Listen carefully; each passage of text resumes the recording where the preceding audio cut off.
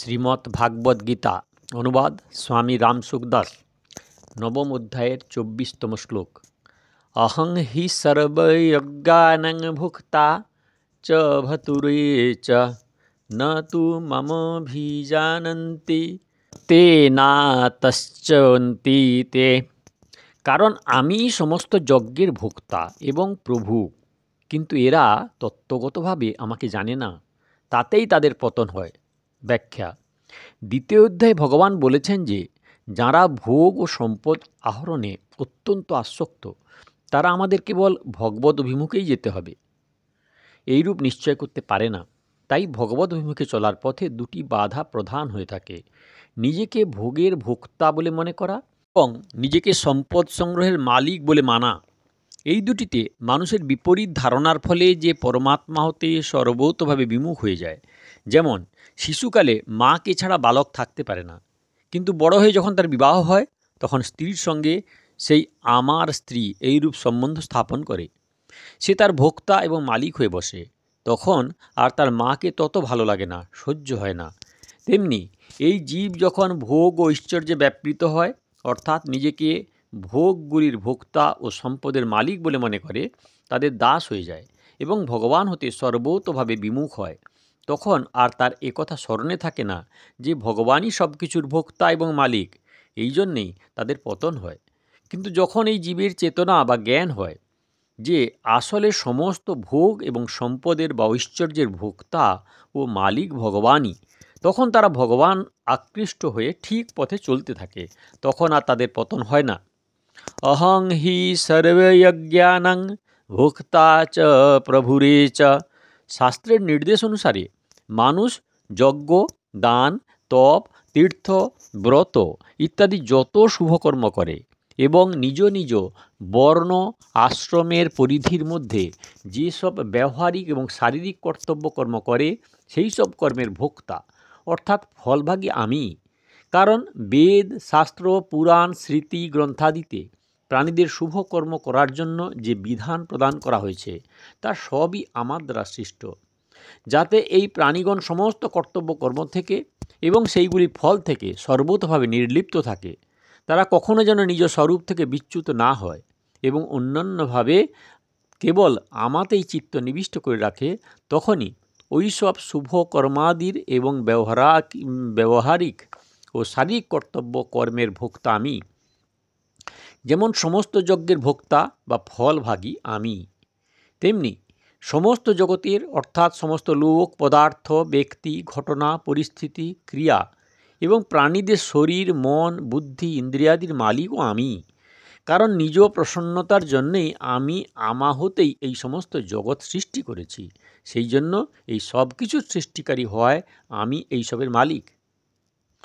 বিশেষ কথা, ভগবান কিভাবে ভোক্তা হন? ভগবান বলেছেন যে মহাত্মাদের চোখে ভগবান বাসুদেবই সব কিছু, আর আমার দৃষ্টিতেও সৎ সব কিছু আমি যখন সব কিছু, তখন যে কেউ যে কোনো দেবতারই পুষ্টি বিধানের জন্য যজ্ঞ করুক না কেন, সেই যজ্ঞ দ্বারা দেবতারূপে আমারই পুষ্টি সাধিত হয়। কেউ যদি কাউকে দান করেন, সেই দান গ্রহীতার রূপে আমার অভাব দূর হয়, তাতে আমাকেই সাহায্য করা হয়। কেউ তপস্যা করলে সেই তপের দ্বারা তপস্বী রূপে আমি সুখ শান্তি পাই। কেউ কাউকে ভোজন করালে সেই ভোজনের দ্বারা প্রাণরূপে আমার তৃপ্তি হয়ে থাকে। কেউ স্নানাদি করলে তার দ্বারা সেই মানুষের রূপে আমি প্রসন্নতা লাভ করি। কেউ গাছপালাকে সার দেওয়া বা জল সেচন করে, সেই সার এবং জল গাছ লতার রূপে আমিই পেয়ে থাকি এবং তার দ্বারা আমারই পোষণ হয়। কেউ কোনো দিন দুঃখী বা পঙ্গু ব্যক্তিকে হৃদয় ও মন দিয়ে অর্থ সাহায্য করলে সেই সেবা আমাকেই করা হয়। কোনো চিকিৎসক রোগীর চিকিৎসা করলে তা আমার চিকিৎসা হয়। কেউ কুকুরটিকে রুটি দেয়, পায়রাকে শস্যদানা দেয়, গরুর সেবা করে, ক্ষুধার্তকে অন্ন দেয়, পিপাসার্তকে জল পান করান, সকলই সেবারূপে আমার সেবা হয়। এই সব বস্তু আমি গ্রহণ করি।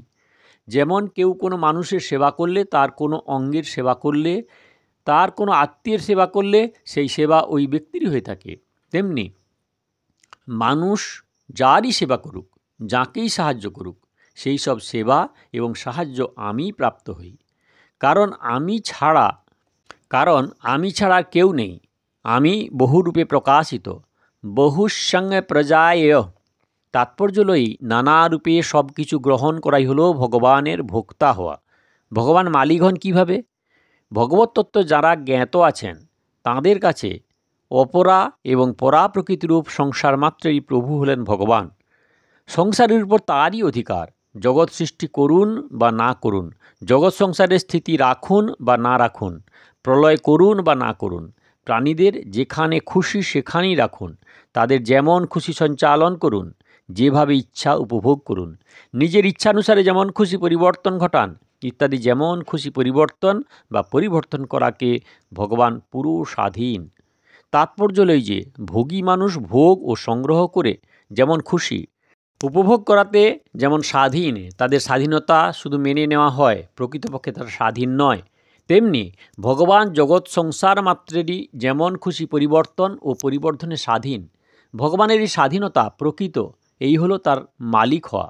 ন তু মামভিজানন্তি তত্ত্বেনা তশ্চবন্তি তে, সৎ অসৎ জড় চেতন সবই প্রকৃতপক্ষে আমি।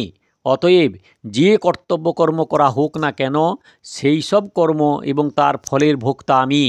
এই সমস্ত সামগ্রীর মালিকও আমি।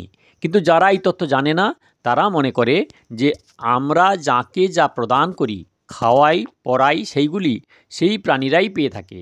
যেমন আমরা যজ্ঞ করলে যজ্ঞের ভোক্তা হন দেবতা, দান করলে দানহীন সেই দানের ভোক্তা হয়। কুকুরকে রুটি এবং গরুকে ঘাস দিলে রুটি এবং ঘাসের ভোক্তা হয় কুকুর এবং গরু।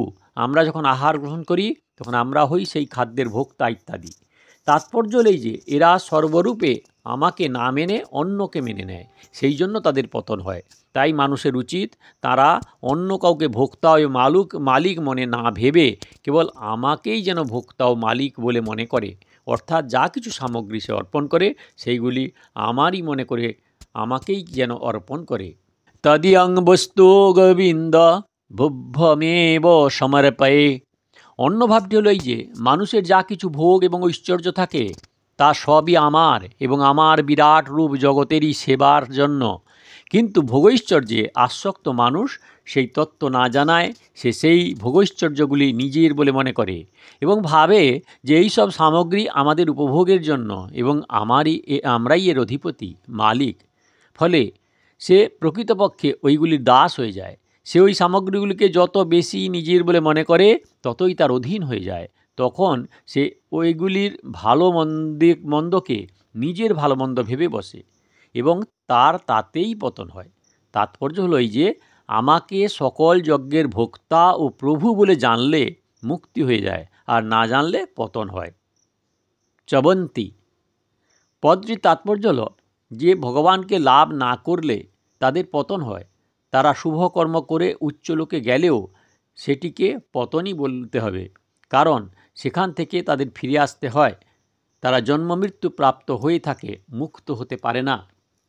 সম্বন্ধ: যারা ভগবানকে সমস্ত যজ্ঞের ভোক্তা ও প্রভু না মেনে সকামভাবে দেবতাদের পূজা অর্চনা করে, পরবর্তী শ্লোকে তাদের গতির কথা ভগবান বর্ণনা করেছেন। এ হলো শ্লোক নাম্বার 24।